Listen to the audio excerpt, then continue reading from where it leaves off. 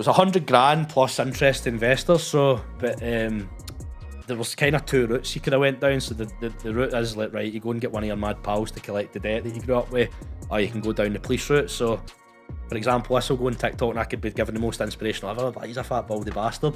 But I used to go out on the dot, like at finish time, and but your partner's offices are all there, glass doors, and they can see you leaving, and you could feel the full office looking at you, about 100 people. They were talking about watches, and I said, I used to have, I was showing, because I had a few watches and I sold them when the prices went up during COVID, and I was just showing them, and I was like, I wasn't even bragging because I had a fucking Garmin at the time. Before we dive into this episode, I want to ask you to hit the subscribe button here on YouTube. It helps keep growing the channel and keep getting fantastic guests like this one. Kris, welcome to the show. Thanks very much, mate. Good to be here. And when I was thinking where to start this one, I want to go back to you becoming an accidental landlord at 25. What was happening there? So basically, just had a family home. Don't speak to the mum and dad. So kind of inherited the property. And then through that, like I'd got left the money when the sale had went through. So it was about 30-ish grand.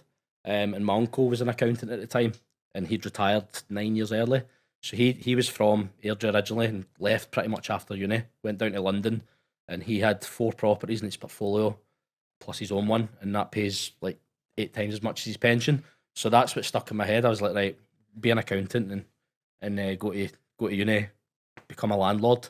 And then from that, it just snowballed a wee bit. So I bought a couple of buy-to-lets after that with the money, getting good cash flow at the time because the rates were pretty low. So the rates were like 1-2%, like wild when you consider nowadays. Aye, well, my first mortgage I was like 1.2%, and I'm looking now and I'm like, fuck, I wish I bought a lot more back then, but kind of just snowballed for there. So I was always interested because when he came up when I was a kid, we didn't have much, and then he was coming up and he had the BMW and he had all the fancy gadgets. I'm like, fucking, this looks brilliant. And one of my brothers doesn't really like him. He's like, nah, he's showing off and stuff. And I thought, no, this is actually pretty cool because he was from the scheme as well. And then obviously the circumstances went my own home, so mum had fucked off, my dad was already off the scene, my biggest brother was like down Newcastle at the time, so he'd been away for years, and then my other brother moved in with his missus. So I was like, right, I've 24, 25 here, got a decent pot of cash, I don't want to go and spunk it. So I put it into, I call them grunters, so like little shitty 50 grand flats, because that was what I thought you did at the time. So I got a few of them, and then the rates were so low, you were cash flowing like 400 or 500 quid a month. And then it took me a few years and I built up quite a few of them. So by the time I moved into Newcastle, I had 10 in total. But then obviously the rates and stuff had came up. So I was thinking to myself, this is brilliant, man. I'm 10 properties. I'm going to make thousands a month off them. I'm going to work my way up in PwC. I'm going to become a partner. I'm going to have all these fucking properties. And then obviously it's just things have changed a lot. But back then you had something to aim at, which I think is a common theme with a lot of guests. They have some sort of role model or figure that they can be like, I can relate to where they've come from and where they've gone, and that's something that might look good to me as well. Now the path to get there can always change, can't it? But that was like important, I guess, early on as an influence for you. 100%. Like he didn't really get on with us because he thought we were lazy bastards. So my mum would obviously be telling him they're not doing anything in the house and they're doing this and that. But obviously he's only seen ones. That's his sister. So he's like, oh, these 3 are bastards. They're doing nothing. But then I think as he got older, he actually realised these guys aren't that bad. But I always took him as a kind of influence. And then when you get older, you actually realise like he was a really big influence because they grew up. I think he's got 5 brothers and sisters. So he's one of 6. He left very early on as well, and he had a lot of, like, he moved to a place called Streatham in London, which is quite rough. It's getting gentrified now though. And when he said even when his dad came down to see him and saw that he wasn't living in good conditions, it was almost like, and I told you so. And he's went and became a self-made multi-millionaire through his investments and his career and hard work. So I spoke to him and just got, it was like 2016 I think it was, and I just got on the phone to him. And it was weird because I was going through my Google Photos the other day, and I saw my acceptance like into college. So I phoned him and I said, look, here's where I'm at. I was doing recruitment at the time. It was all right money, but you were dealing with BAMs because it was warehouse recruitment. So there were fish factories, beer factories. They weren't good paying jobs. So you'd have some guys and their grannies would die 10 times and stuff, but you need them. So their granny would die in the Monday. To place them in his job. Aye, because you were obviously getting a commission, but you needed hundreds of them to make it worthwhile. So I was speaking to him and he said, look, the time's going to pass anyway. Like, you may as well give it a bash. Like, I worked it out. Because I was 25 at the time going to uni, I was going to get a bursary. It worked out. It was like 830 quid a month and then no council tax. So I'm thinking that's actually not too bad a drop. And then I had a couple of properties bubbling away at the time as well. So just thought this is a no-brainer to go back. So I phoned up the college, and I left school. So at school as well, I got through out in 6th year, I think it was. So I had no hires or anything. So they liked it. They liked us at school. I was good at my GCSEs, but obviously my mum would be steaming at like 3 in the morning playing the Osmonds and that, and be like, don't go to school tomorrow, son. And then she'd wake up rough and be like, why are you not at school? Totally forgetting what happened the night before. So you had a lot. I think they realised like you weren't in an environment to pursue accountancy at that age, but by the time 25 came round, you've got a bit more agency over your life, and you've maybe got that role model to say, right, this is what he's done, so I can maybe follow the same path. Because if you can't join the dots, who's ever going to be able to do that? 100%. Well, that's the thing. Like, see, when I was quite bright at school, but obviously at the time your head's away. You grew up in the scheme and stuff like that as well. Your mates are all like BAMs basically, and then it's almost like if you want to be smart, you're a dick. So you're kind of playing up to it a bit, and the teachers know you've got potential. So that's how I ended up. Like they let me stay on to 5th year. I got no hires in 6th year. They're like, right, you need to go. Basically, there's a new head teacher in. She's like, how's this guy here with like 10% attendance? So I'd phoned up the college and just said, look, here's where I'm at. I says, I've no got any like hires or anything like that. So it was a higher national course I was applying for, and usually make you do like a baby course before it, and I didn't want to waste a year doing that. So I kind of talked my way into the HNC one, and I was looking through my Google Photos 2 days ago, and I had like my acceptance thing in, so that was 2016. And then I did my HNC, which is higher national course, which is equivalent to 1st year, HND, which is diploma, which is 2nd year, which then feeds into uni, 3rd and 4th year, and then did my masters at Newcastle. So it was actually, it was weird because when I did my accountancy, they don't count my first 2 years at college. They don't count it saying like as if it's shit. But realistically, like I did advanced financial management at college, and one of the modules is financial management. I had to resit it. I'm like, I've done that. I've done this already. But because I done it at Coatbridge College, I'm like, nah, I didn't been with that. But so it was quick in terms of our journey for you to be able to get into that accountancy world. Aye. But as you can well tell us, it's maybe not all it's cracked up to be once you get there as well. And we got to know each other a couple of years ago after Richard had been on the podcast, and it got a lot of reach to the kind of Scottish property community. And you were speaking to me about kind of grafting hard, building up this education, ticking those boxes, getting into PwC, which, if anyone knows their onions, it's a top 4 firm. It's super reputable, but it's not always what it's cracked up to be. No, it was horrible, to be honest. So that was one of the things as well. Like my missus, so we were doing long distance at the time, and she was living in London, and I'm obviously in Airdrie, so we were butting heads quite a lot because I was 28, I think, at the time when I'd got offered the job. So I'm thinking I'm settled, I've got a good life, but obviously I've got a partner there that I've been with for years and no one to lose her. So I decided to, originally it was going to be Leeds, so I accepted the job offer, PwC Leeds, and then they said, look, it's full. So we've got Newcastle there, and I was thinking that's perfect because my brother lives down there. I was doing my masters there like online at the time, or I think I'd applied for it online at the time, and then I've got friends and stuff there, and that's when I met her. She was in Newcastle, so it's halfway between our hometowns for us as well. So I'm like, the boxes are pretty much ticked here. But then went down, obviously, did my masters and stuff, but you're almost leading up to it. You're like, I'm kind of dreading this a wee bit because it's pretty low starting salary. You're doing a grad scheme, and because of even though I had a masters, they wouldn't take some of my exemptions because I'd done 2 years at college. So I'm like, this is going to be hard. You're probably going to be one of the older grads and stuff like that as well. So although they're maybe 23, 24, I'm 28, you're at a totally different stage in life, even though it's only 4 years. So they're all like kind of immature and going out partying and stuff, and I'm kind of growing out that phase.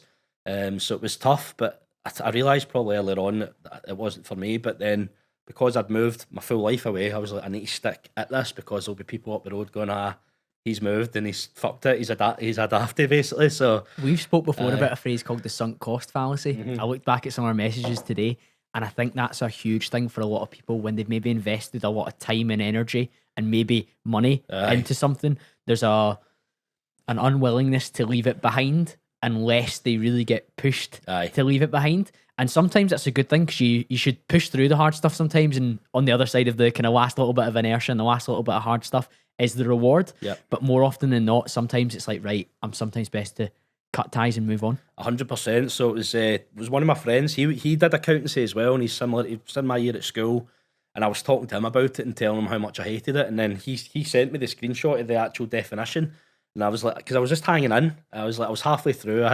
You do 450 days practical, and then you do 15 exams. I'd done 7 out of the 15, and then I'd failed one of them, and I'm just like, I can't be arsed doing that because my head wasn't in it. So this was September 21 I'd started, and then April 22 is when that's when I set up the sourcing business and stuff like that. So for April 22, my head was turned. And then I was just like, I'll get through this because it'll be good credibility and it shows that you can actually stick something. But it just became kind of untenable, and it worked. Like, they realised very early on, like, he doesn't care outside of this. He's no one to do the unpaid overtime and do this and that. And it was a hard sell to my missus as well, try to explain to her about the property at first, because you know yourself, like, PwC is a good career if you stick in it and it's good money.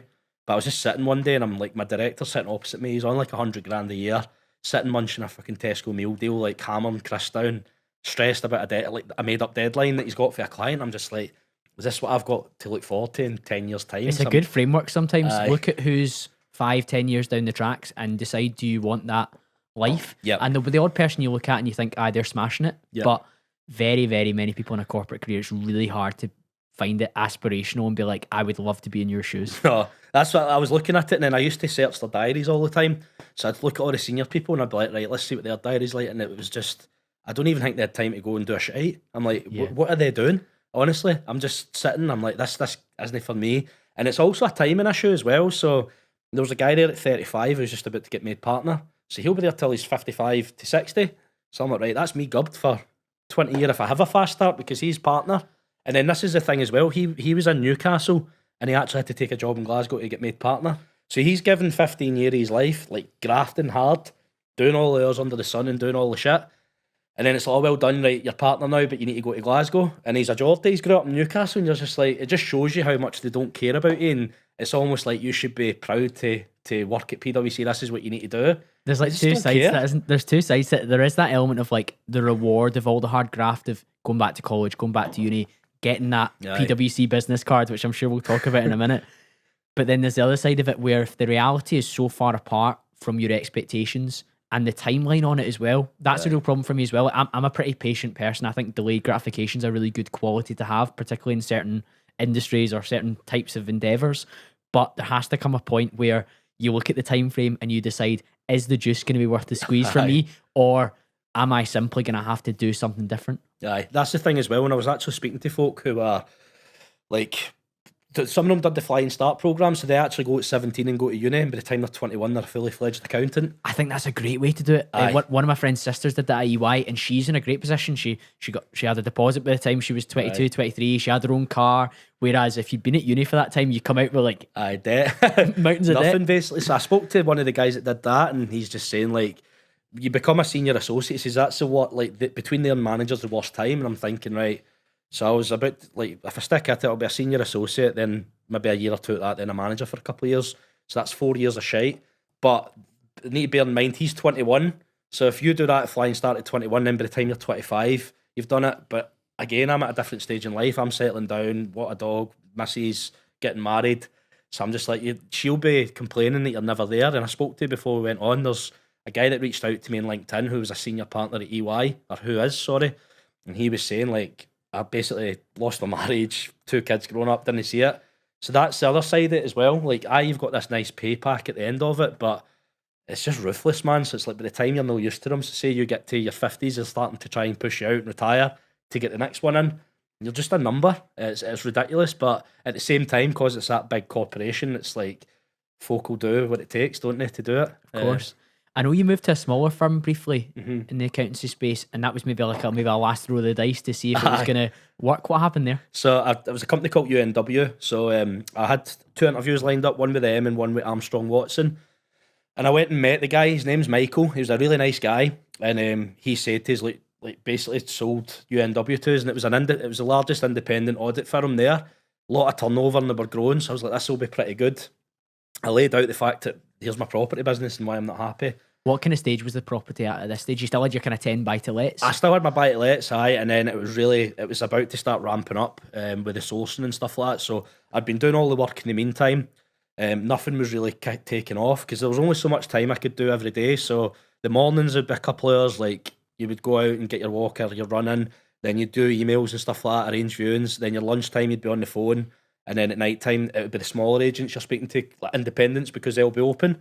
So you're doing that for 5 days a week. So I mean, it's probably 5 hours a day I was doing realistically, and then towards the end I was just blatant at PwC, like sitting with the two screens on, with Rightmove open, like fucking. I wasn't giving a shit. So and then I'd be posting on LinkedIn like and stuff when I was at work, which wasn't a good look, obviously. So I thought, right, maybe it's me, I'm the problem. Like, I'll try and go here. It's not going to work here. And I could see they were starting to try to carve me up because there was one job I was on, and they basically, you need to request access to the file. So I requested access, they blanked it. I was on the job for 3 days. So I spent a day trying to get access, and I'm like, no, we'll grant it later. And I went, fuck this, man, I'm just going to chill. So the other 2 days, done nothing, like just done loads of property stuff. On the third day, when I was rolling off the job, I laptop down at 5:30 and then opened up in the morning. The senior partner for Newcastle messaged me 5:31. Oh, like, can you phone me? What have you been doing the last few days? So I'm like, they've tried to carve me up. So I was just like, it's clearly, it was all on Google Meets as well, which disappeared after a day. So I'm just like, I had no evidence that they'd fucked us over. So I was just like, right, I need to get out of here because I can see what's happening. So I went to the smaller firm and it was all good for about a month. And then I went to Switzerland one weekend to meet a banker that I've done a few deals with. And when I came back, posted about it, pulled us in. It's like, you can't be posting and stuff. And I was like, but you told me at the start. Pulled the contract out. It's like, it says there, you can't do it. So gave that another.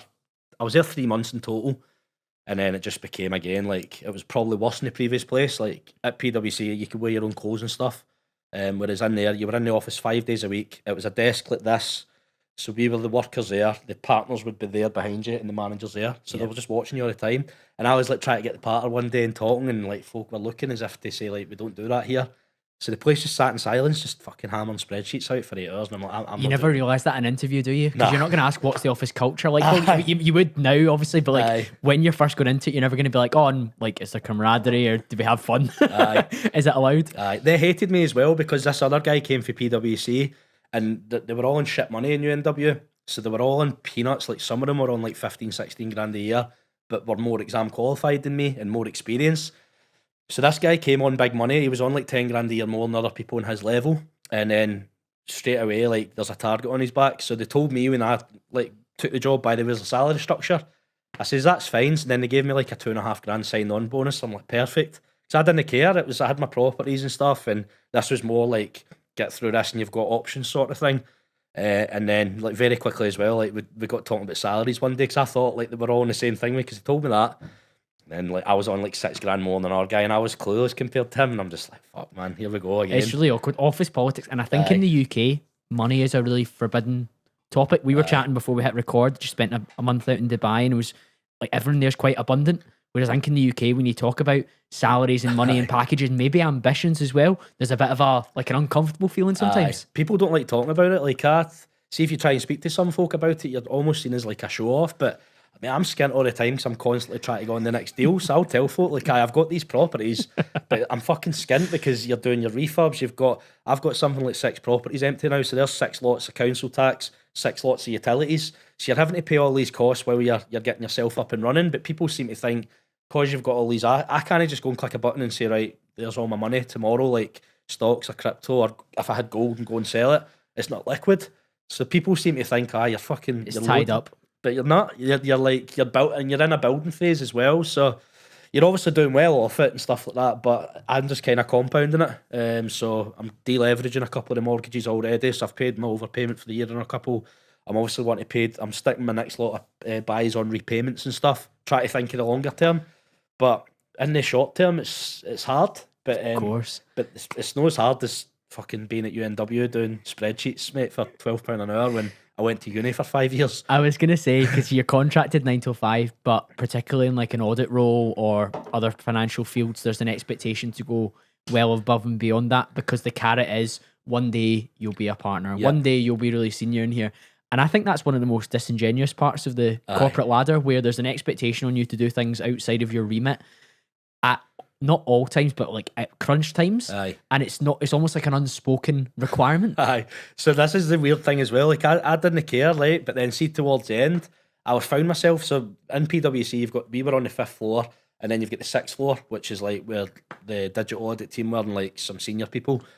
But I used to go out on the dot, like at finish time, and but your partner's offices are all there, glass doors, and they can see you leaving, and you could feel the full office looking at you, about 100 people. So I would start going up to the 6th floor and then getting the lift down. I'm just like, what the fuck am I doing? But it's because like you're just in that environment, and you're like I said before as well. Like I started feeling like maybe it's me. It is the problem because like these people are all doing that.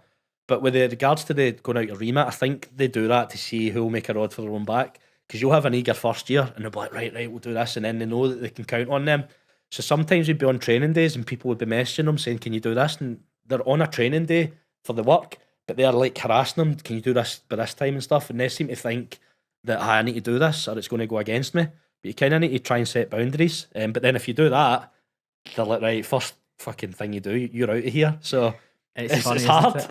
I remember you texting me about you getting a verbal warning for talking about watches in the office. Aye, which I think's wild. Aye. It was weird. The guy was a finance director at one of the jobs, and we were just talking, and then when we got back, I cracked a joke with him because it was Ramside Hall, which is like a spa, hotel, golf club and that.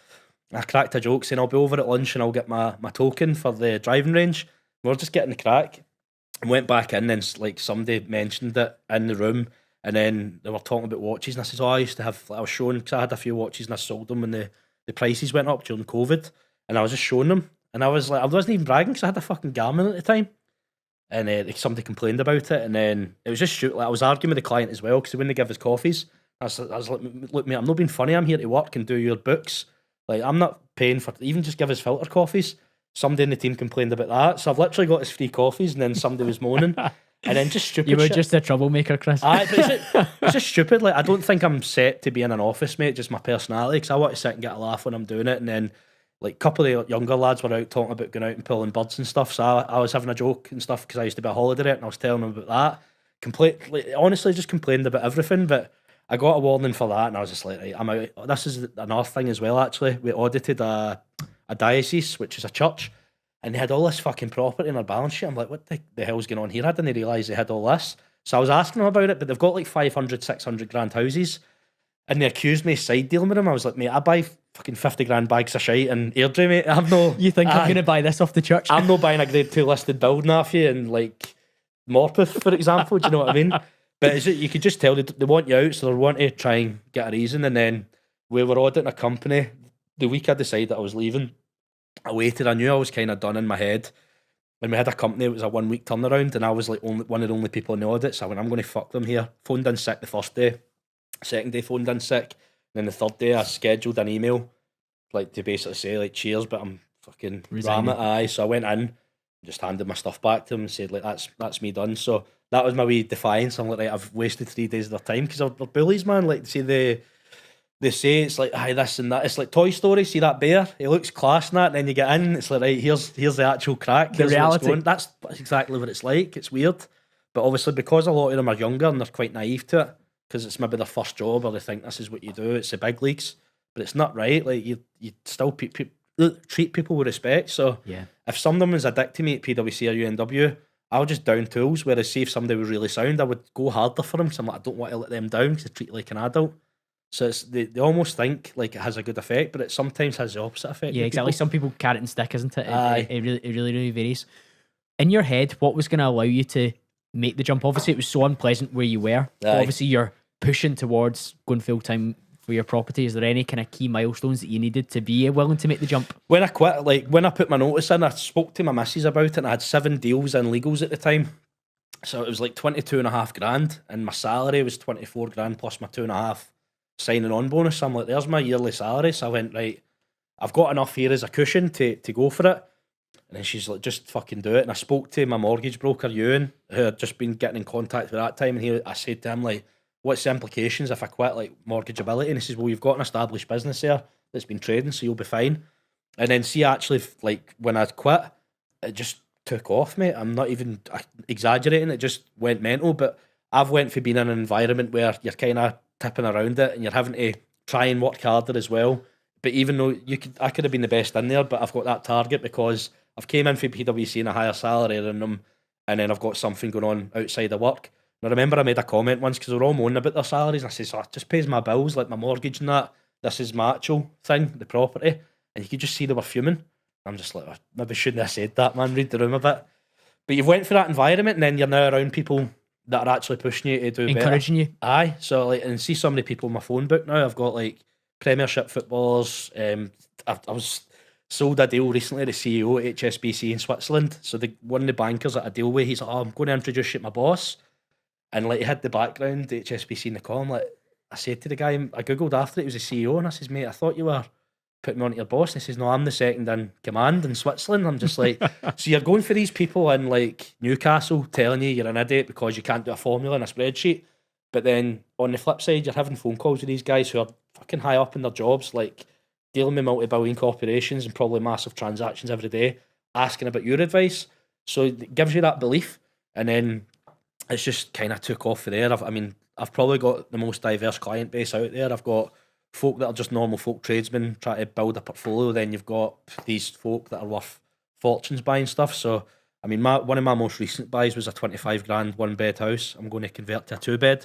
But then on the flip side, for an investor, I've just done a portfolio. It's worth, well, it's in legals now. It's worth about 1.5 million. He's getting it for 1.1. So you're literally at both ends of it there. But it's good. I mean, you're dealing with these people every day, and you're getting a laugh at them as well while you're doing it. The juxtaposition and difference between you being called a buffoon and idiot and given a hard time, and people looking for your expertise and appreciating what you bring to the table. Yeah. You can see why people would want to spend more time in the area where they're being praised. Now, obviously, you don't want fake praise, but you want sincere praise for a job well done. Yeah. On the other side, you're very unlikely to get that until you get to a particular point. So I think that's where, particularly with your personality traits, entrepreneurship, working for yourself, getting to pick and choose who you work with is going to be so much more amenable to your future, and you're going to have more longevity in that. You can see yourself turning up on the hard days because the good days are great, whereas in the hard days there, what are the good days? They're not really there. You just like see towards the end of my time, man, you're trying to keep yourself sane. So I'm like, I can't wait till lunchtime because I can go and do this, and then in the meantime, you're just trying to get through it. But it's mental what you're saying about the praise and stuff like that, because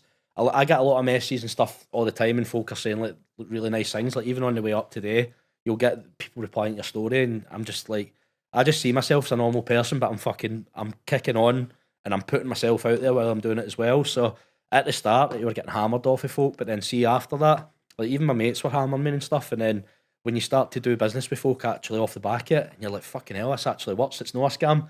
And then you're like, do you know what, I don't care. And then you end up in some people's radars. Like, met a footballer on Boxing Day down, he was playing a game nearby. I was in Blackpool and he was near Manchester, so I went and met him, and I'm just like, that wouldn't have happened if I was sitting in the office still. But also as well, what I think about is like, see the actual what you contribute to society with stamp duty, the refurbs you're passing on, the VAT that you're paying. Like my VAT bill the other month was like 10.5 grand, whereas see if I was at PwC there now, I wouldn't, what would my tax be? Do you know what I mean? Yeah. So you're actually contributing more to society, which is weird, because you're obviously paying all these taxes, stamp duty, you're giving the lawyers a transaction fee, you're obviously giving the letting agents or management agents fees, so you're affecting all these people in the transaction, and then the volume of transactions as well, you're contributing much more. It's a positive ripple effect, and I think a lot of people forget that, particularly we're speaking about the mindset around money in the UK. I find that one of the most distasteful things at the moment. Anyone that's trying to create more wealth or build more wealth are kind of seen as like selfish or horrible. And of course, we're acting from a level of like, let's progress for myself. But there's good things that come off the back of that as well. And it's interesting you mentioned that kind of hard time getting off friends or even ex-colleagues as well. Because I think that's the hard part for everyone to push through. Yep. And we were chatting before, spoke to a rugby league player, Kris Dalziel, and he was talking about everyone is right until they aren't. So everyone that's saying it's never going to work as a deal sourcer, or your podcast's never going to be any good, you'll never get any downloads, or you'll never get good guests, they're right until they're not. So that like the proof of expectation, the proof for you to like kind of turn the corner, it's all on you until it actually happens. So I guess there's a period of time you just need to suck up the people questioning you and doubting you, and then leave it behind. 100%. It's like, it's hard work doing what I do every day, and you're dealing with so much shit at one time. And you've got so much pressure as well. Like you're handling people's money, for example. So before Christmas, I've waiting on a few remortgages coming. You're trying to get it through on time because you've got investors to pay back. You've got timelines to meet and stuff like that. So you're putting this massive pressure on yourself. But I put a lot of pressure on myself, which kind of drives me as well. So I feel like I should be doing more, like all the time. So I'm like, I'm not doing enough. I'm not doing this. I'm not doing that. So like, even though like folk, like I said, are messaging saying it's brilliant, I'm just like, how are they thinking that? Because I'm like, I'm doing this and I think I'm doing shit. But you deal with crisis after crisis, but they just get bigger, and then you get through them, and you're like, fuck, that was actually no bad, right, on to the next one. Like the portfolio I bought in Glasgow, like it was a 550 grand bridge I was getting, and there was 2 different lenders involved, but then we found out we had a floating charge in the company, which basically means if anything went wrong, I signed a debenture, which means this one mortgage, if I defaulted, they could go for the full company. And one of the lenders didn't like that. And I'm like, fuck, I didn't know this at the time. So then I was trying to get that sorted. But on the people like, that's an amazing deal when I'm talking about it. Like, but I can't get it through because of this. Then I got it through a few weeks ago, and I'm just like, you're relieved more than anything. But then I'm like, right, what's going to happen with the refinance? Am I going to get the values? And I spoke to the obviously the broker and stuff like that had the deal, and we're going through the refinancing process now, so we're just getting the access for them. But the values will be pretty much there or thereabouts. But again, it's you go for the pressure of getting the deal through. It's like, right, I need to get the money back and pay the investors off, and then it'll be on to the next bigger deal, hopefully. But it's in your space, it's always moving, isn't it? You need to be, but there's a lot of people that will maybe do a lot in 1 year, have a crazy brilliant year, and then they'll just take their foot off the gas and be like, look at me, I'm brilliant. They'll start doing this and that, whereas I'm just thinking to myself, right, the sourcing's a fucking brilliant income, but it's the weirdest job in the world because you're just cutting about, you're obviously selling investors' houses and stuff. I'm like, how can I make it a tangible business? And I was thinking, right, mortgage broker and that would be good, but I'm like, I fucking hate admin, so I'm like, nah, no for that. And plus my mortgage broker's one of my good pals now as well, so I'm kind of then competing against them when we work so well together. And I was like, right, what about lettings? So that's like a recurring monthly income. You obviously get your tenant fines, your maintenance, you get your recurring income for the management. So that seems the next logical step. So it's something that you can scale up and sell on as well. But then I was like, right, I know, again, admin, I'm not want to do that. So I've partnered up with someone that's going to deal with all that for a share in the business. So it's like, we'll look at scaling that up next year. But it's good because I'm obviously can level with tenants, I can level with builders, I've got that network. It's just about how do I make a recurring income off it. Exciting to watch it all come together, and it obviously takes time as well. Because if I think back to when we first spoke before you went full time, the rates were pretty challenging. So in terms of you making that jump, you did so at a time when a lot of people were probably failing in this space. Aye, so that's a good thing as well. I met a director at an auction house, so I beat him to a house. It was on my street, so it was the one where I was walking my dog, and I bumped into the seller, and the director of the auction house was trying to buy this. So he was like to agents, who the fuck is this guy? Like, he's beat me at this. So I ended up meeting him, and he was asking, because he says, I see people come and go all the time. And I says, well, my portfolio just now, my rates are a lot higher.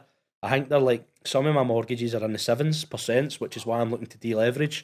And he was just saying, well, it's good because there's people that came in and they were selling probably 10 houses a day easily without even breaking a sweat, because it was just the way it was then. It was a lot easier. Whereas I've came in and it's a bit more challenging. And it's working just now at higher rates. So when they do tail off in a couple of years, or whenever they do, I'll be well established. Plus, I've got a portfolio there that's actually making money when the rates are high. So when they get lower, I'm not going to be going fucking brilliant, right? Gives more money out of it, because I've already refinanced them. I don't want to just keep doing that and doing that. So I'm thinking, right, I'm going to have more cash flow. I can deleverage a bit more. But then again, you've got your sourcing income, you've got your management, the refurbs income, then your lettings income. So you're also getting paid multiple ways. So that's the good thing as well. But I think the rates obviously are challenging, but it's also an opportunity as well. So you get a lot of landlords exiting the market. So yeah, there's always good times to start things and bad times to start things, and it's a lot of it's what you make of it. Like, I'm a big believer at the moment, the macro factors in the UK on a political level are really negative. Like, look at the Scottish property market the last few years with rent controls and things like that. It's not great, but there's still people succeeding. So like a funny phrase that I heard a guy called Constantine Kissin say on Joe Rogan: the world's on fire, but life's good. So like, all around us is a bit of a shit show. Like, the UK is a mess at the moment. I think we can all agree on that. But I'm speaking to so many successful people that are kind of doing well despite the noise. And I think if you look at you going full time, the Liz Trust budget, rates going everywhere, people panicking, people getting repossessed, there's still an environment that you can still succeed within. 100%, man. You need to try and focus on what you're doing. So that's the thing as well. A lot of people get caught up and they seem to think it's going to have a massive impact on them, but regardless of who gets voted in, they're going to have a negative impact on someone anyway. So you just need to try and laser in and do your own bit. But there's so much negativity around property. Like, a lot of properties I target, for example, are ones that first-time buyers can't get. So if you're a first-time buyer and you've finally got a deposit, or you've maybe get your help to buy there as well, you can't afford something that then needs 30 grand of work done to it. So you're actually explaining to people, because you get the parasite comments, you get this and that, you're actually explaining to people, look, I'm not going for houses that they're going for, these are what I'm looking for, and you're actually bringing quality houses back into the market. You're giving someone a good house, because there was a viewing I did yesterday for a potential tenant on a house, and he's like, fucking hell, man, this is brilliant compared to my house. And it wasn't even a massive refurb, but it had a new kitchen and bathroom already in with tidied up the house, paint, carpets, got the electricity certificates and stuff, and he couldn't believe it. So it's like some people are living in absolute shit shows, and they're just that's just accepted. Do you know what I mean? So you're actually trying to do something positive, but you could do anything, man. Like, for example, this will go on TikTok and I could be given the most inspirational ever, but he's a fat baldy bastard. Like on the clips, that's what will happen. Then it's like that's how people see things, isn't it? Yeah, they'll find a negative somehow. Do you know what I mean? You're so right. You had over 10 buy-to-lets by the time you did education with Paul and Richard through Protege. How important was that for kind of moving away from just doing buy-to-lets? 100%, because like I thought you just bought turnkeys and stuff. So like I said at the start, I was saving all this money up, and then there was a guy, TED Talks on Instagram, and I followed him. I've had him on the podcast. He's a cool guy. Mate, he bought fucking 15 in 9 months. I'm like, how's he doing that? It's took me like 6 years to get 10 or 5 years or whatever. And I'm like, right, I'm going to start then BRR, and like I started learning all these phrases. But I'm like, right, how do you actually apply it? And then I was in a chat with Paul and Richard, and I just messaged Paul in the chat saying, like, because Richard kept pushing me towards it. I'd lent him money during COVID, like on the fixed return stuff, and that's how I started diving more into that world. And he was like, mate, you need to fucking do this, like, because you're a smart guy. Because fixed returns is really tempting, but it's not building your portfolio. It's helping your cash, but it's a good investment, but it's not the same as the assets. But then I gave Richard the money, and he's the one taking the risk with it. Do you know what I mean? It's on his head if it goes wrong. Of course. So, but I like as soon as I gave him it, see when I actually cottoned on a bit a year later, I'm like, I can't wait to fucking 2 years time to get my money back, because you lock it in. So but through doing that with Richard, you actually built a relationship with him. He gave you a lot of good advice. Ended up doing the course, and then it was like, after I'd done it was a week long, and after it my head was battered, because I'm like, right, there's this, I can do this. But I was all over the place. I'm like, what do I go for? And then before you know it, I was back at work, because I took a week's holiday to go back to do the course. Up in Cambuslang, yeah. And then obviously it was just about application after that. And then my first refurb was a disaster, because it took months and months. What went wrong there? The two builders were just massive gearheads, basically. So I think I would go in, and somebody else's kitchen sitting out my back garden. I'm like, they're obviously trying to get a skip run. There was always extras that were either 40 or 80 pound. I'm like, oh, I wonder why that is. Half a gram a day or fucking a full one. Do you know what I mean? So I thought you were stupid. But so it just took months to get it done. And eventually, like, we got there in the end. But my mate's a lawyer, so I got him to send me an email, and I just drafted it up and forwarded it on to them, saying I'm going to take action against you, and gave them a deadline. And then if you go on my Instagram highlights, there's a story with two people sleeping on the floor. So I've came in the morning of the deadline, and the tunes were blasting. I was like, they're fucking partying in my house. And went in, the two of them were passed out because they'd been up all night, like till like 3 a.m. fixing the bits. And then I just got them to fuck. And then I was like, right, I had 50 grand tied in that house for 9 months. Really? I couldn't do anything because they were taking forever. Sometimes the builder was phoning me saying, I'm up on site now. I would drive up, the house is in darkness. And then I was like, mate, I thought you were up, and they would just make another lie. So that taught me a lot. And I've fortunately met some better builders in time, and then you learn through dealing with the shite. So it's stressful when you've got your own money tied up. Investors are obviously annoyed as well if theirs are taking time. So you're not going to get recurring customers if that's what your delivery is. You had a few curveballs in the early days. What about the guy that frauded you? Oh, fucking, that was horrendous, that as well. So when I done the course, like Paul was saying, like, get in contact with everyone in your network. Because like, I'll message this guy because he'd done it. And he had properties in Spain and a load of properties. I don't know what he'd done, mate. He's clearly no got it now. But we got talking for a while. It was probably about 9 months in the end. And then, like, he was putting offers in and stuff. He was coming to viewings with me, like meeting vendors, putting big offers in. But they'd had basically a payout, which they doctored the date on, and then said, look, we've got this payout coming, but we need to do this deal in the meantime. And I kind of middleman the loan. There was obviously no fucking house there. And then that took a few months to come out because the date, it was like February. Say it was February, and February came, and then it was excuses, and it got to March. And then it got to April, and it was actually about a week or two after I went full time.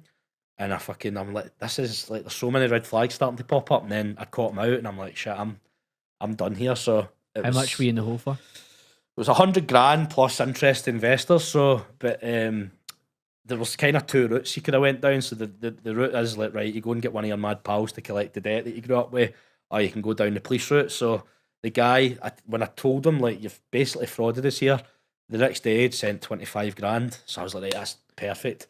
And then for months, he was like, I've got money coming. But he was clearly texting himself off another phone.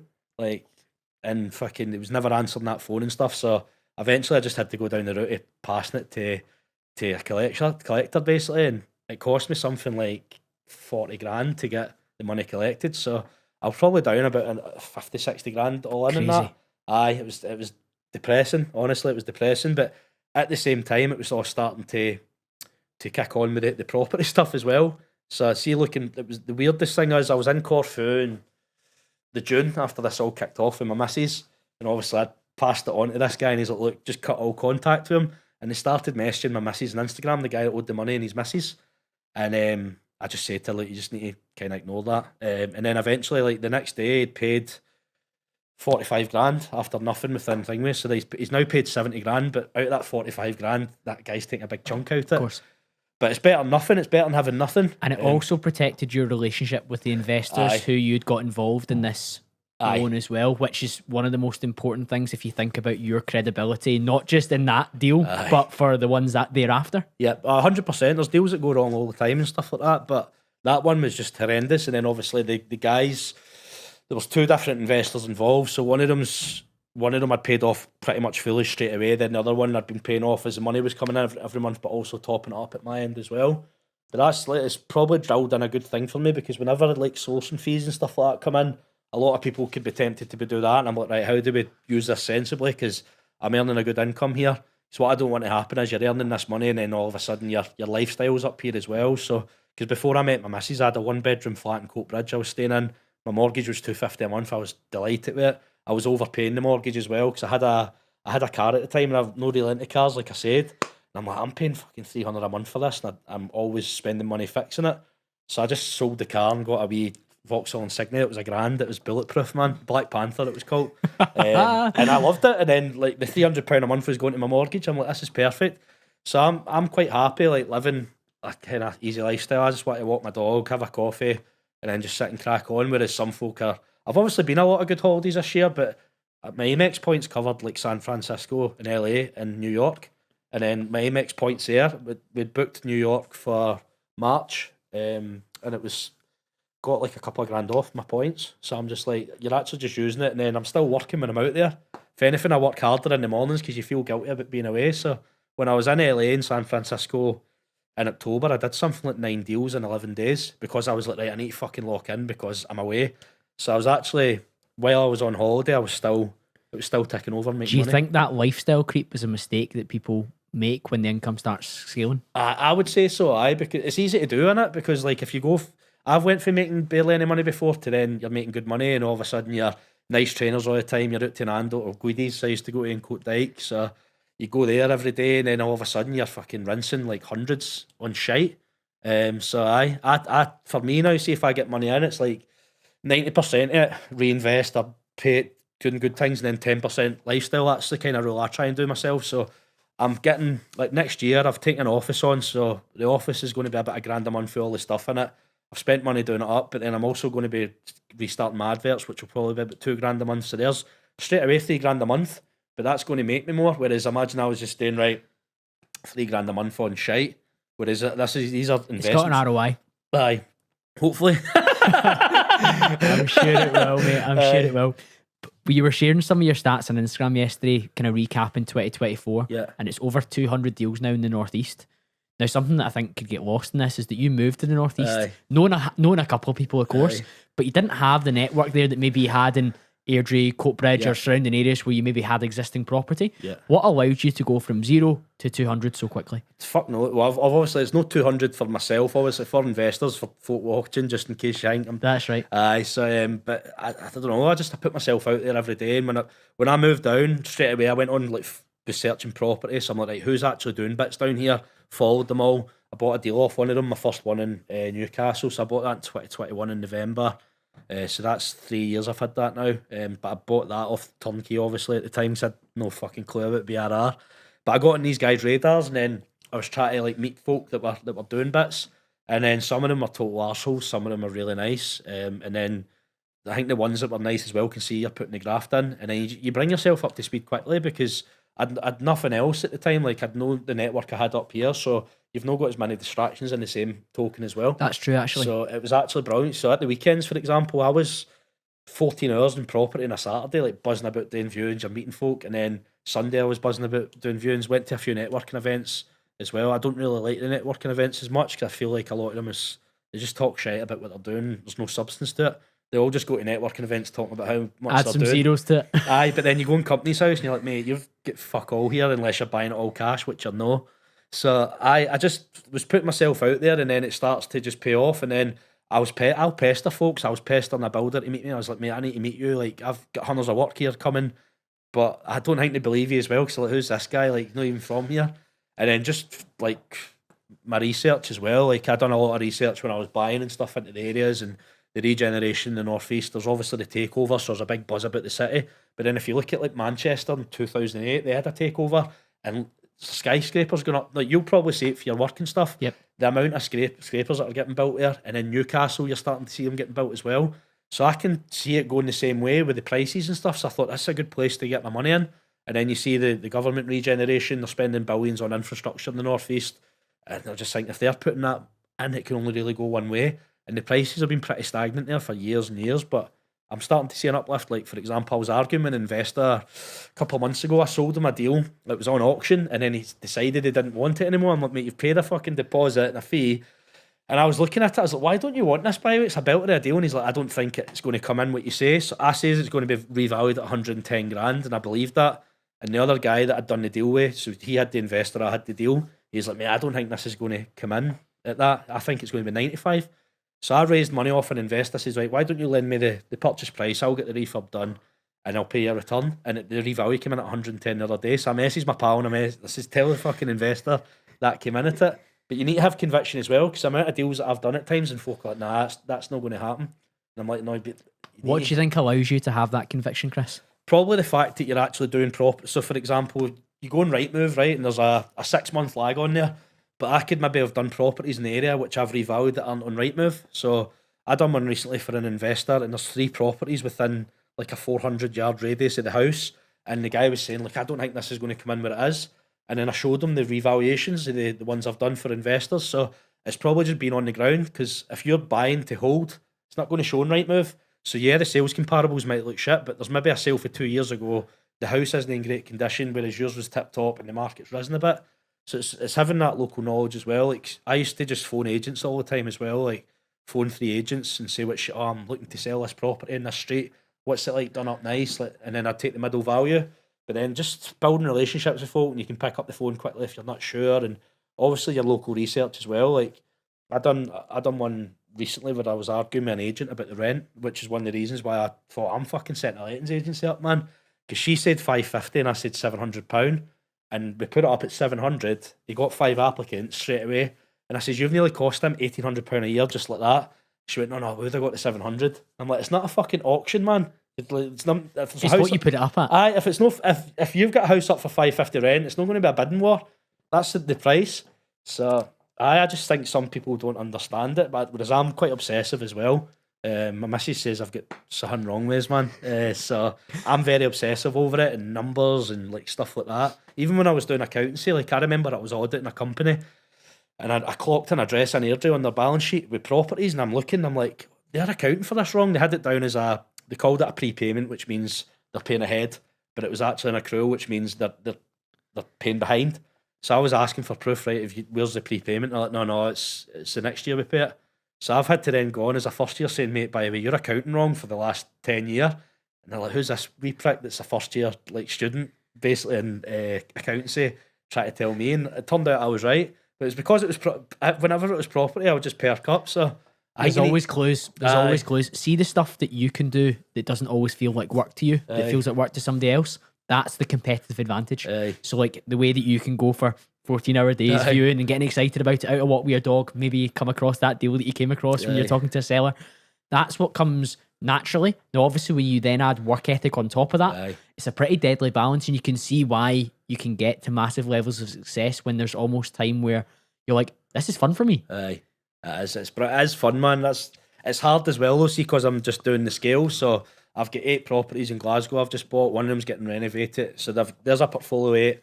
I've bought one up in Stirling, which I'm going to be starting the renovation soon, and we're just waiting on planning. I've bought one in Alloa in the last month, so there's 10 in the last month in Scotland, and I'm based in Newcastle. But then there's all my Newcastle ones as well. So I bought the wee 25 grand one.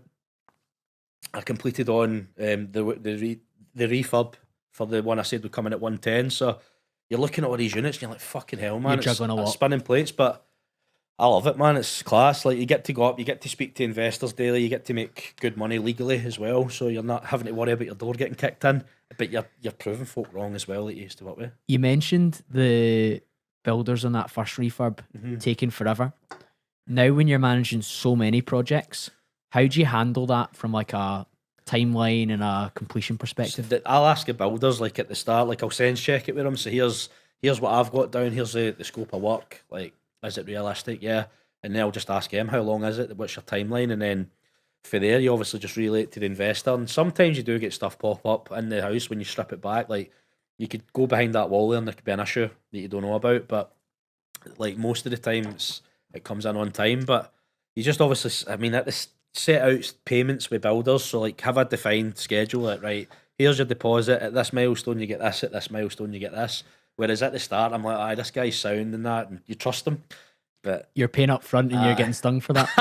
Well, that's the thing. Like, see, towards the end, I'd probably paid the rest of it because they took a milestone. It was no far off, and I went, right, I'll just fucking pay him now. And then that was it. I did another 3 months on the refurb. So I've learned from my mistakes. So it's good. See, because I'm actually doing the properties as well. Like, I can just post like tomorrow. Here's ones we did yesterday. And it's just like an online CV. Skin in the game matters. It's all, I think it did like massively. For me, looking at my investment portfolio, if I was going to look to do a fixed return, or if I was looking to build my own portfolio, I would like to work with somebody who has like the same sense of feeling and the same sense of risk for them personally. Yeah. I think that would help tremendously. I was talking to a guy yesterday and he was asking me about like, do you do any one-to-one stuff? And I was like, no really, mate. No, but he was saying, you've got skin in the game and you're navigating kind of the higher rates because he's an expert. So he's like, you're navigating these higher rates and building a portfolio. He's like, I want to be able to do it. So I think it helps because like there's sometimes where, like, see for example, I was talking about my portfolio. There was an investor that I know that's buying a deal, and he had 2 different lenders involved, and they agreed to what's called a ranking agreement. So I was like, straight away, I'm like, fuck, why can't we do this in ours? Whereas see if like folk aren't buying, you just hit that stumbling block. They're like, oh fuck, here we go. Then there's one that I've got investors doing. They're doing a block down in Northumberland, and they had a down value off the surveyor. And then straight away, we're like, right, we've had this issue before, so here's your exit plan. Maybe put a bit more at the front end. You've got this surveyor that's valued at this for the back end.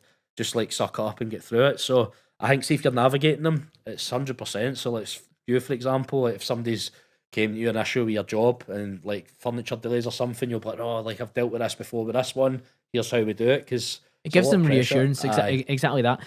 When it comes to sourcing deals, I see online stuff like letter drops, bandit boards, social media ads, relationships with agents. Where do you rank things in terms of importance for you finding deals? I would say relationships with agents is key because like I've done the adverts and stuff and I'm going to start them back up, but they can be harder because like there'll be people just filling it in for a wind up. So I had that before. You've maybe got someone who thinks their house is worth double what it actually is. So when they've came to agents, they're almost pre-qualified. Plus the agents are all getting the market because like if I'm Kris and I'll buy your house in 2 weeks, you see that on Facebook, but then you've got an agent there who's been established for 30 years.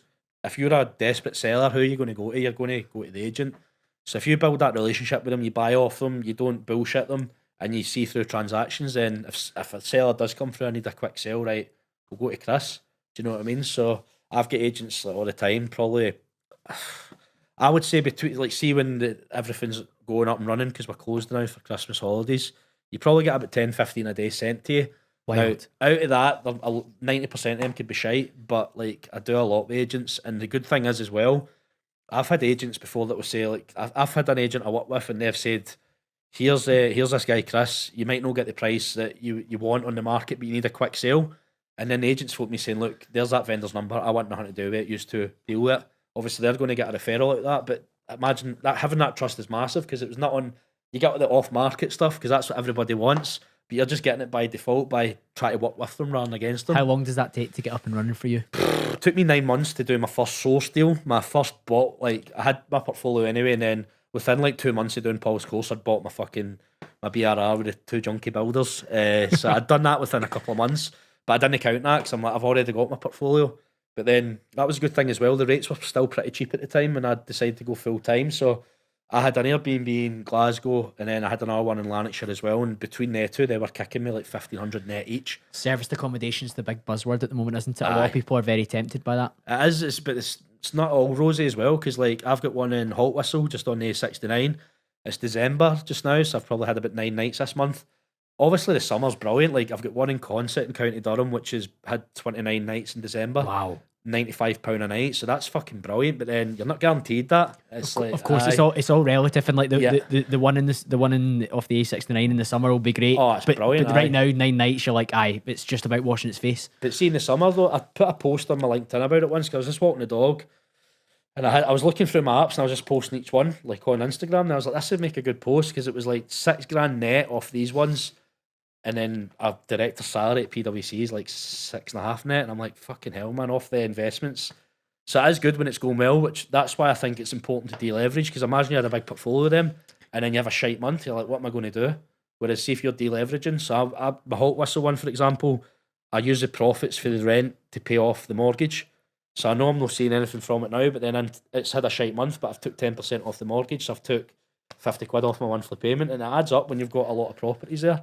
So if you can keep just compounding that over time, you're not going to go wrong, especially if there's a correction in the market or the rates go up even higher, because they were in like 17% stuff like that in the 80s. Like, imagine that happened again, we'd be fucked, man. So you've got all the guys like that bought in the Help to Buy scheme, like with a 5% deposit, with a 300 grand house, and they're like, their mortgage will just tremble again.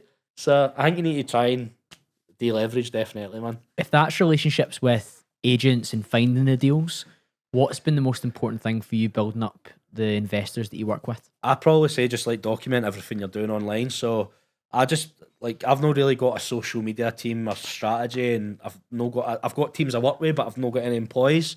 So I'm just posting pretty much every day what I'm up to. And some of it's like simple. This morning I was walking my dog, and I posted I was coming up here today. A few people are messaging, oh, fucking listen to that, I can't wait for this podcast. I got a couple of messages as well, it's really cool. So it's like, but you're just doing simple things, like you're just showing your normal. Then I'll just show the houses I'm doing. Like, so if you're an investor, for example, and you've joined my group, the WhatsApp community, you follow us on Instagram, and you're maybe on the fence for a couple of months, but you can see he's in and out of houses. Oh, he's done this one. I'm in the group, he's posted X, Y, and Z deals. So straight away, I'm building that credibility already just by showing what I'm doing. So I think just being myself, because at the start, if you go back to my very first videos, I'm sitting like in front of the camera, and I look terrified, and I'm just like talking dead posh, and I've got the shirt all buttoned up, nice Ralph Lauren on, sitting in my room like doing the videos. And I'm just like, it wasn't me. Whereas see if I just relaxed and I'm like, here's what I'm doing, I just find it so easy to talk about. Yeah, everyone's got different style, don't they? Because there'll be the guy that sits in the Ralph Lauren shirt that goes down the camera lens that attracts a particular kind of investor. Thank fuck, I was looking there. All sense today. And then there's the more casual style where you're showing your day as well, and that'll attract a particular kind of investor. And one of the big lessons from the podcast I did with Richard a couple of years ago was, don't try and be everything to everyone. Yeah. Separate your audience out. People who really want to work with you, people who can't be arsed working with you. And guess what?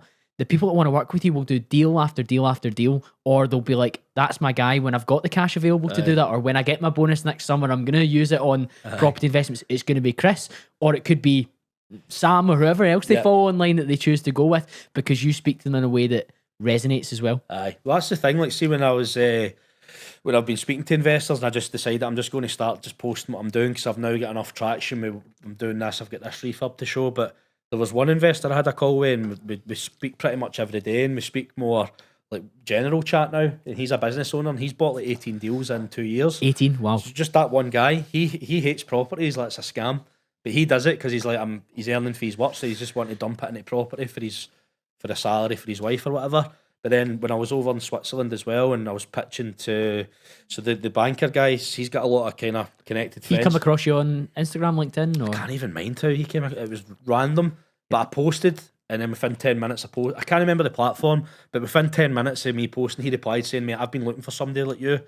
I'm in Zurich though. So I got on the phone with him, and this was the Sunday, and he went, like, do you want to come to Zurich on Friday? And I was like, said to Mrs, I'm going to Zurich on Friday, like, went straight out. It was February 23, sorry, I want to say. We went out, and then we had to off. We done a deal together, it went successfully, and then he's introduced friends because where he's living and the type of work he's doing. So I met two investors that a meeting he'd set up. So it was me and his two mates. They had just exited a business for fucking, I think it was like an 8-figure exit. I don't know what they netted off that though, because obviously they were Silicon Valley funded, I think, so they had a VC fund to pay off. But I went and I was just dressed normal and I'm presenting to them and stuff. And it was weird because they were like, right, we need to understand from an investor's perspective the pains. So we'll just give you 100 grand each and you go and do a deal. And I'm like, what the this is crazy. Like, they're just chucking that like it's that. But then they then become repeat investors because they're doing deals, things are working, and they want to work together in some capacity because obviously they're in tech. So they're like, right, how can we bring the industry like forward? How can we make apps that are going to generate money? But it's just for being myself. I met another investor in London. We went to, what's that one across the King's Cross? German Gymnasium. And I went in my trachea and he's just laughing. He says, mate, I love that you do that. So Richard's totally right. Like, if you're trying to please everybody, being someone you're not, it's good that I tried that at the start because you get all the practice speaking to the investors that are dicks or other folk that you don't want to work with. Whereas now I'm at a point where I don't want to work with. There's a little bit of an abundance mindset, and that comes from having a pipeline of investors that you can work with. Whereas at the start, you're almost like, right, I need proof of concept here to get this going. But that comes with time. 100%. But see when you deal with these people though, like even the ones that didn't do anything and were a waste of time and they were demanding, they're kind of almost talking down on you. It teaches you because it's like, right, I learned that for going at my next. But then when I speak to folk, I say to folk all the time, like the boy that's a footballer, Sean, he's one of my good pals now. I talk to him every day. But when I had my first call with him, I says, look, mate, I says, I'll probably end up just being pally with you because we're both into property, we're into the same things. And I says, I get a good buzz out of helping folk. And then see, he's doubled his portfolio since speaking to me. And he's obviously looking to build for retirement. But he said that like a couple of months ago. He's like your aftercare's been really good. You genuinely give a shit. But he says, you're full on basically. I say that to folk. I says, I'll be too full on for you and you'll hate it or you'll buzz off it. But he said to me sometimes, he's like, it's I hope you don't mind the questions because he's asking property related. And I'm like, no, it's fine. He says, it's like me asking Messi how he trains, so you should take it as a compliment. But it's weird because they're just normal folk, these guys, and they want to crack on. And then see, because you're just doing so much volume of transactions, you're dealing with complex cases within them. They're not all just bog standard buy-to-let ones. There's complex ones and there's issues and there's lending things here and then there's title issues there. And then, do you know what I mean? And you just gain your experience. It's like you're going to the gym, you couldn't go and do a big complex lift to begin with at 100 kilos, but you work your way up to it. So. Exactly that. How quickly did you get the confidence to ask investors for funds to work with you? Because that for me is like the mindset around money, isn't it? Like, it's a little bit of a scarcity, like, give me 40 grand, give me 50 grand, whatever it is. So I, at the start, when I'd just done the course, one of my mates, I've got another mate that plays football, he plays in the championship as well. And he messaged me at the time, he said, I've got 30 grand there, like, do you want it? And I said, mate, I don't, because I don't know what to do with it yet. But see now, man, I wish fucking I took it, because it's like, right, I could have got it into deals, but I wanted to wait until I had a pipeline strong enough. And see now, I'm almost like jokey with folk, like, come on, you getting the wallet out and stuff like that, but you're confident because you know, like, so for example, I've posted in that WhatsApp group before that I've got, and like asking for 100 grand and stuff, and people have gave it. And then I posted about other deals and stuff, and maybe somebody's got the funds there but not quite enough, and I can go, well, I've got this deal. But see, because like, say for example, you give me money for a project, and this is, I'll use a guy I worked with for PwC, Ewan, as an example. He gave me money for a flip, one of the first ones I'd done, and he was like 20 grand at the time for 22 back, I think it was. And then when it came to actually giving it, like, he was shitting himself because the people at PwC were saying he'll steal that off you and stuff. But he had a second charge in the house. So honestly, for about a month, I was explaining to him what a charge was, because there was a guy with a first charge for 100 grand, and then there was him with 20, and that was it. But the house was worth about 210. I thought it was going to be worth more. I lost money in the flip in the end, but I thought it was going to be worth more. So anyway, there was a lot of money to play with. Eventually I trusted it, we done it, and then he's done loads since. And then see, at one point, like, I was just messing him saying, mate, I've got this fucking cracking deal. So he would lend the deposit and I'd bridge the rest and then get off the bridge. But I had like 4 remortgages taking forever, so I think he was getting a bit paranoid again. Then he's like, oh mate, can you show me this document, this one? So I showed him all the stuff, and then he's like, right, we'll wait till we get them all back in, then we'll get going again. But then I could message him tomorrow and say, I've got a deal here, it needs 30 grand, could you fund it? And he'll be like, aye. Because I've built that relationship. The Switzerland boys as well, like, 2 of his mates have backed us on deals, and he referred one of his mates in Saudi Arabia, and then they've also referred another mate that's in London. So there's 4 folk, and that's 100 grand, 50 grand, 100 grand. This guy's at 150. So that's about 400 grand I've just rhymed off there. But they're going into projects, they've got security over the asset and stuff. I'm transparent with them, so I'll be like, right, here's this one, here's where the refub's at, here's this one, here's where I'm at in the refinance. And they quite like the process because like, you take the house for this to this, and touch wood, the values have been coming in what I said they would as well. The very first guy, his name's James, that gave me money, he said to me, he's like, I don't think this value is going to come in at where you think it is, but I'm going to lend you the money anyway. And it was 50 grand they gave me, I think it was. I self-funded the refurb, so I spent like I said 16.5 refurb, 80 revalue. The refurb came in at like 16,540, and the revalue came in dead on where I said. So he was like, fair play to you, mate, I doubted you, but like, it was thing me. So you just build that relationship, and then it's like, right, Colin, I've got a deal here, I need fucking 50 grand, but we've done 5 of them transactions before. So much easier to take the step, isn't it? Honestly. It's like proof of concept, trust, repeatability, track record, all things that take time to build up. Yep. But once you've got them, it kind of feels a little bit like you're running downhill. Aye. That's the thing, man. It gives you so much more confidence, because I can, like, see before, if you brought me a house and you're like, this is a great deal, and I know it is, I'm maybe not confident enough to call it on. Whereas see now, I'm like, I could call it on and get the money in minutes. So there's been times where investors have maybe said, I like this deal, and then they shit themselves, and I'm like, well, I'm going to need to call it on now. And they're like, fuck, he actually believes in the deals he's selling here. And I've probably had about 4 or 5 instances where investors have went for a deal, got cold feet for whatever reason, then I've bought it. But that just gives you even more credibility, I think, because you're like, well, he actually believes in it. Because you get some folk and they just want to get the money and the quick 3 or 4 grand, whatever the fee is, and they don't give a shit, they just want that. Whereas I want to build a portfolio for someone, and if you think, right, portfolio building here is not just one, if you do 10, 20, 30, then you're going to get much more off the back end. But some folk are just wanting a quick hit. But I just think, like, go for the long goal, mate. When you're dealing with stuff in Scotland and England, what are the key differences to consider? Fucking stamp duty, man. It's 8% up here now. So it was 3% in England, it went up to 5%.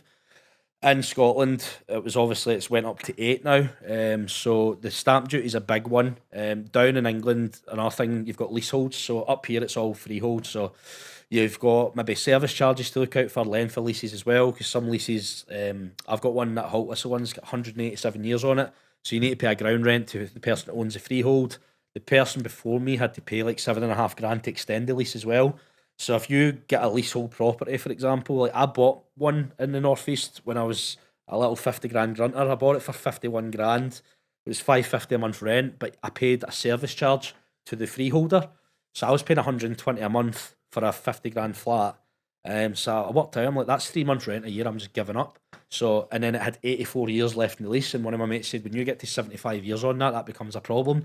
So you need to watch out for the leaseholds there. In Newcastle, there's like Tyneside leases as well, which are pretty funky. So, say you own flat 91 and I own 93, you've got the freehold in my flat and I've got the freehold in yours, but we both have a leasehold as well. But then you've got a South Tyneside lease, which again is like structured differently. It's a 100-year lease, so there's some that come up in auction with 20 years left in the lease, and I'll say, right, like, how can we go about getting it extended? And they're like, well, you need to go and chat next door, basically selling it. But what's to stop them saying, nah, I'm not renewing it, and then you can't mortgage it? So the leasehold's a big thing, and obviously the lesser the lease is, the more chance you've got of a better kind of discount, because it's more risk. Like I know some people have paid 20 grand to extend the lease or you can buy the freehold, but again, it's tracking down the freeholder and stuff like that. But it's weird. That's probably one of the biggest differences. And then obviously in Scotland as well, you've got the rent control. It's not came in England yet, but it's going to. And then in Scotland, you've got the licensing for the Airbnb. Again, it's not in England at the moment, but it's coming. It's coming, isn't it? It's like probably you can pretty much a free-for-all down there now, but I think the rent control will be good because you'll see a lot of people exiting the market. So it'll be supply shock going it. It'll be people exiting the market, and then the rents will go up.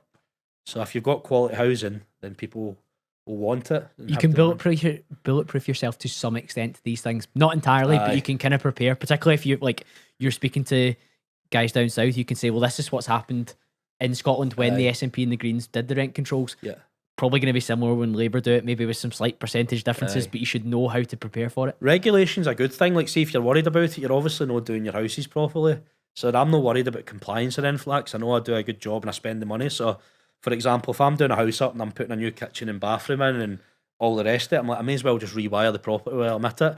Whereas for some folk, like, nah, I'm not They'll doing begrudge that spend, but even though it's going to be like pain now for pleasure later. Aye. It's hard that sometimes you do understand why some folk want to cut corners, but at the end of the day, somebody's living in it. So would you? My rule is as well, if it went tits up with my missus, would I live in this house? So if I'm saying no, then like I need to spend more on it. So whether it's a daft 20 grand purchase, like, or a 100 grand purchase, still put the same thought into it. And at the end of the day, like I said, if you wouldn't live in it, then you need to kind of look at yourself a wee bit and just spend that extra money, because it could be a hazard for some folk. If you've got dangerous wiring in there, or you've got a boiler that's fucked, it's not compliant, it's maybe like anything could happen. So you added 24 properties to your portfolio this year. Aye. That's a fast rate of growth. Aye.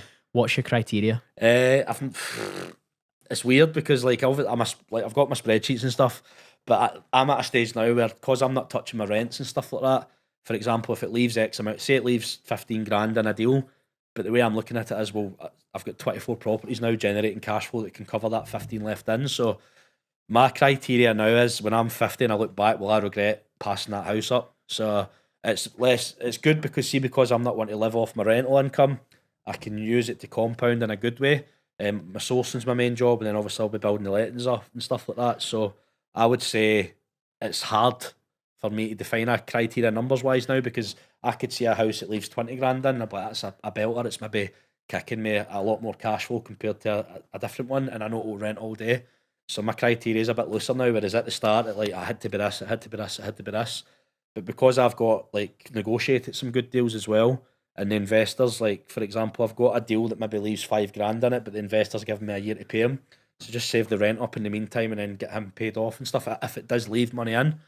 So, but at the start, like I was having to negotiate the perfect deal and do this, but it just doesn't happen. And then when that investor gave me the money, I self-funded the refurb. Like looking back, it wasn't the greatest deal in the world, but it got me going and it got me a relationship going with that guy. And then before you know it, obviously it just what comes off the back of that. But looking, some of the deals I've done this year have been really good, and then there's obviously some that are not as good, but they balance out. If you're doing 20, I've completed on 24 at the time of recording this. I've got a further 7 in legals, so I don't count them because I've not completed. Because I had 15 more in legals. I saw that on Instagram yesterday. What happened there? So I'd basically sourced the guy 2 deals for social housing, and I think he cottoned on. I'd basically agreed for him to gift me the equity in his 8 properties, and then I was going to pay him off the refinance. So he was going to gift me the equity without me having to pay a deposit. Then he would have a charge over the full properties. I was going to refinance and pay him off. But I'd sold him 2 social housing deals in the meantime in the same area. So I think he's cottoned on. I could do social housing with these. So he changed his mind. But I was like, do you know what? I'm not too gutted about it, because it was what I think it's worth 525, the portfolio, and it was 400 grand to him that I had to have paid back. And I'm just thinking it's just an extra pressure when I've already got all these ones going through. So my target was 20 for the year. I've completed 24, so I'm 20% ahead of target.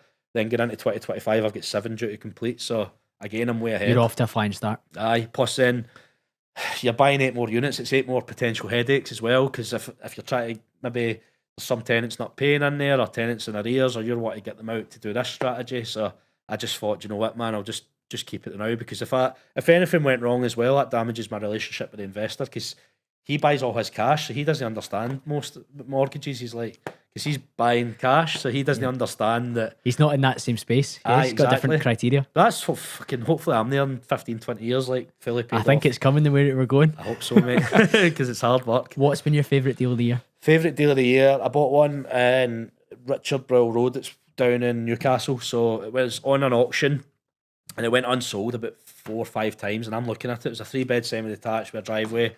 I booked a viewing. The tenant's been in 11 years. They're paying way under market rent, but their sound is anything. So that property's just ticking itself over just now for me. So I bought it. They're paying 600 rent. It should be £1,000, and I've not put the rent up since I bought it. I bought it for 92 grand. My auction fee was 3 grand. And I thought it would revalue at 130, and I got a surveyor out and it valued at 145. So that's again a long-term one. I just need to deleverage on that one. But again, it's like the sound tenants have been in 11 years. They kind of treat it like their own house. So it's like, if I then go and bump the rent up, they're going, well, fuck him then. Do you know what I mean? So it's you need to take a call sometimes with that. So that was probably my favourite deal. And then the portfolio, obviously, that one's a belter, but I've spoken about that so much. So that's been 9 months in legals, and it completed a couple of weeks ago. So it was April I agreed it. Bought them for 83.5 a property. They should come in at 135 revalue each. I've refurbing one of them just now, so it's like 40 grand spend on one of them. just about. And then again, they'll come in between 130 and 140. So that's what 50 grand equity per property straight away. And then the cash flow is going to be low to begin with because a lot of them are paying low rents. But we'll work. I mean, the market rents are £1,000 in that area, and some of them are paying 450, 500.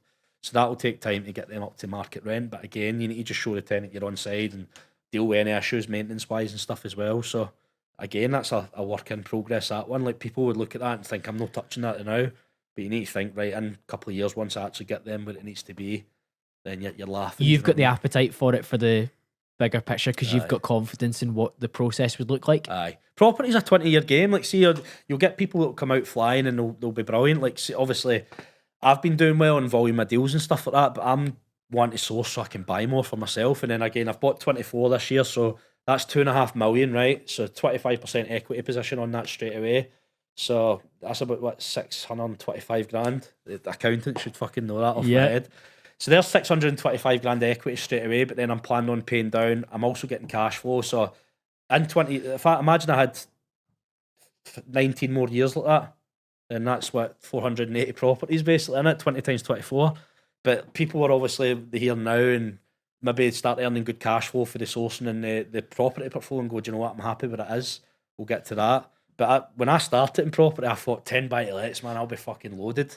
And then you get to 10, you're like, I need more, really, because the rates have now went up. Yep. So you're kind of change over time, I suppose. And then my next goal is, right, I want to get to 100 now. But then I might get to 100 and be like, that's me, pay off down, or I might go, right, let's get to 1,000. It'll depend what life circumstances are like at that point as well. You'll be married next year. Like, things change really quick in these spaces. Well, that's it exactly as well. So, like, for example, if you have kids, like, she's going to need a bigger house for us all because we've got the dog. It's already a bit. We've got a 3-bedroom house, but there's not enough space as it is. So then you're like, shit, I need to do that. So I need to earn more money to do that. So, but it's good having these things as well. Like, when I quit my job, for example, some folk are like, it's all right for you. You've not got kids, you've not got that. And I thought, well, I've got a fucking mortgage to pay every month, mate. I've got car payments to make, bills in the house. So you have pressure, just not like you've got different pressures. It comes in different forms. That's completely right. There's big differences. Like pressure for some people's bigger in some particular areas. But that's it. Like, it's just do you know they probably said that to themselves because they've maybe wanted to do that and they've not had the balls to go and do it. Whereas I'm just like, fuck this, man. There's more out there for me. I've already pivoted into accounting from sales, and then the sales backgrounds helps you massively in property because you're like, right, I've got all these soft skills. I hated sales at the time, mate. I thought I despised it, but then see now, you're in a heavy sale. This is probably hardcore sales I'm doing now, really, because you're doing cold canvassing for sellers. I'm selling myself to investors, selling myself to a seller, selling myself to like the investor again, like, right, why you should use me for this, selling myself to builders. See, it's pretty hardcore, but then your skills that you've had for your previous jobs have helped you, and I actually believe in what I'm selling now rather than like it's a means to an end. I think that helps if you believe in your product. Whereas before I'm just like, this is fucking pish. Like selling websites for the Yellow Pages, I'm like, I wouldn't even buy one. And then it comes across. And then obviously when you're doing recruitment as well, like I'm trying to sell these guys a minimum wage job in a freezing factory in Queensley, gutting fish for 8 hours a day. I'm like, I wouldn't be doing that. So it probably came across, but then like, it teaches you as well for going into it. It's like, right, here's your soft skills. Like communication with folk, I'm comfortable speaking with folk high up here, and just you got to be a bit of a chameleon, adjust your style to the different levels. Aye, so look, and then I just like see if I came to you, right, and I'm like, right, I've got an investment here that can make you 20 grand if you do it and flip it, or you can get most of your money out and get a monthly income. Like for me, why wouldn't you want to do it? Because that's what I want to do. So it's, I don't know, man, it just comes naturally now. Whereas before, man, that's some jobs I had were like door to door and stuff, and you literally had a Yellow Pages there, phone letters ATC, and try to sell them double glazing windows, and you're just like. Whereas what you're doing now feels much easier. Yeah, but like it's them jobs that have helped you, like be like that's so that true. now. Like we've got this bank of identity capital that's been stored up, and now you're cashing it in different areas, which is always good. Everyone that watches you on social media must think you're running at 100 miles an hour, which I think you are. You're running super fast. You're always grafting. What are you doing is maybe downtime or switch off to kind of keep your longevity to keep going? So I do it, like, even though I've got a big frame, I do a lot of running. So I've done probably about 5 or 6 marathons. So I've got Ibiza marathon coming in April. I'm getting married in June. So my thinking is, obviously, I'll get a good 12-week training block, get up until the marathon, and then it'll be probably another 9 weeks to the wedding. So I'll be hitting my peak going into the wedding, and I've got another 9 weeks, and I'll be like, right, let's strip the weight off. So I like running. I don't actually like running. I like the feeling after it and the accomplishment. Like I've done 2 ultra marathons. I did a 70-mile one and I did a 32-mile one, 55 kilometers. And then I've done loads of half marathons and stuff like that as well, 5Ks, 10Ks. So I really like doing them because you feel great after it. And then it's almost like the opposite of taking gear. Like gear makes you feel fucking brilliant when you snort a line at the time, but then after it, you're on a horrendous come down. The drop off. Yeah. Whereas exercise makes you feel horrendous at the time, but then after it, you feel amazing. And exercise is free. And gears no. So if you're watching this, chuck the bags away. Aye. Yeah, no, it's so true. And I think for somebody like you that's doing something that you love, you can understand while you're working so hard and so fast and it's so intense, but it's always just understanding at what points you want to dial down, apply yourself in other areas, and just keep that longevity to what you're doing. Because there's times when this year for me, like I've been pushing so hard in my day job, pushing hard with the podcast, doing sales coaching, training, socializing. Sometimes something has to give, and just making sure that the stuff that I do that's helping me switch off isn't going to take away. So if it is like partying, you know that you actually function less well in work the next week, but like, oh, but you had a good time. You're like, yeah, but it took away from my energy.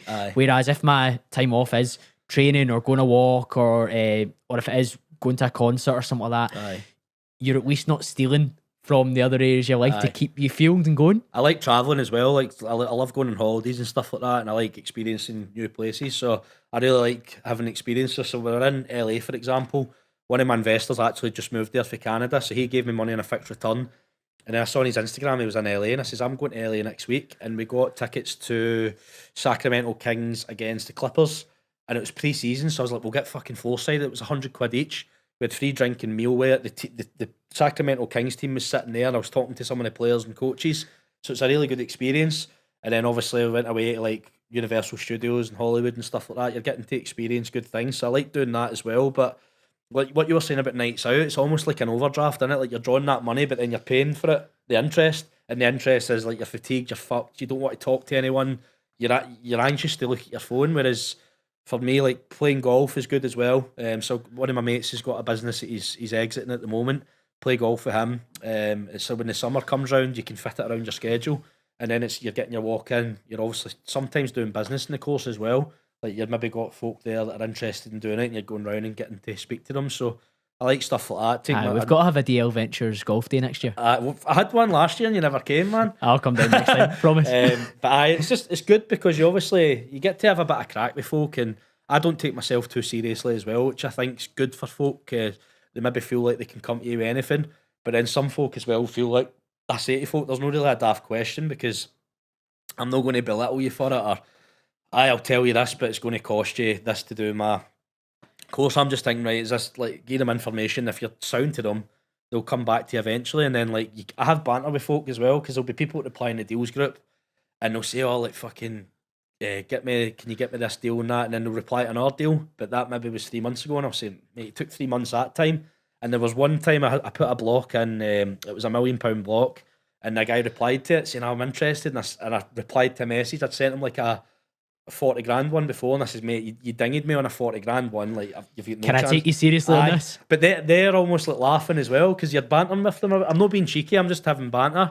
And then a guy asked the other day about a deal, and then I replied to a previous message saying, like, the only rule is you take like less than 6 months to reply this time, because he says it was June, he's like, I'll get back to you shortly. And then he'd messaged me yesterday saying, can I get details on this? And I'm like, it's mad, see, because you speak to so many people. You've got a great memory. That's something I've got for the podcast. So I'm always good at like bringing up stuff that I've heard about people before. But that's mad that you're able to be like, right, back in the. I remember speaking to you before. Here's when I spoke to you. My missus says they're starting up with you, because I used to never track anything, and then I got invited to do Paul's podcast, and he says, what have you done then? I says, I think I've done this. They went, well, I'm not putting this out, and you don't know what you've done, so tell me what you've done. So I sat and I started at the bottom of the northeast and worked my way up to the top of Scotland, and I had I wrote down every single house basically that I'd done for there to the top. I remembered all the purchases, the refurbs, who bought it, what they were doing with it. Was it a buy it let? Was it a flip?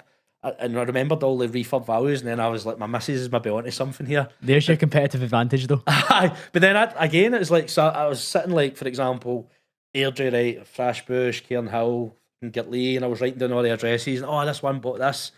And I remembered every single one. So I'm like, this is actually good. I'll carry it. This was 2023 I did this, and then carried it into 2024. But then when I did my post yesterday, it's class. I'm like, right, I know exactly, here it's there. Can you just make this into a nice social post to me, the last that was doing it? You know, that sort, because I paid my pals VA to make it, because I'm fucking shite in Photoshop as well. Yep. So it was good because you've got it there and you know, right, here's this, here's this, here's this. And it's good to come on stuff you actually talk and you can prove it. It's a brilliant overview as well. Aye. One of the last questions I've got for you, Kris, what would success look like for you by the age of 40? Just being able to get up and do what I want every day. Like, to me, I'm successful now in my own head because I can, within reason, obviously, I can just get up and decide I'm going to do this today, I'm going to do that. Like, I've been on some incredible trips this year, but I've still been able to make money while I'm doing it as well. So I just keep thinking back to, right, where would I be if I was an accountant now? I wouldn't be doing any of this. Like, January to March, for example, at PwC is busy season.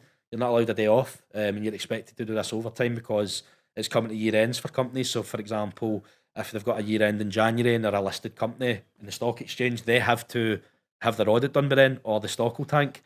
So, like, just stuff like that. Like, there's 3 months of the year, for example, I couldn't go and do anything. So it's just good to being able to get up every day, do what you want, and kind of set your own schedule. So I would say by the time I'm 40, what am I, 33 now, so 7 years. If I had a good a portion, like I'm at where I want to be with the portfolio. So say my goal in my head's 100 units. So if I get to 100, but also the loan to value is a lot lower as well. The lettings business, it would be good to have scaled it and then exited it by then.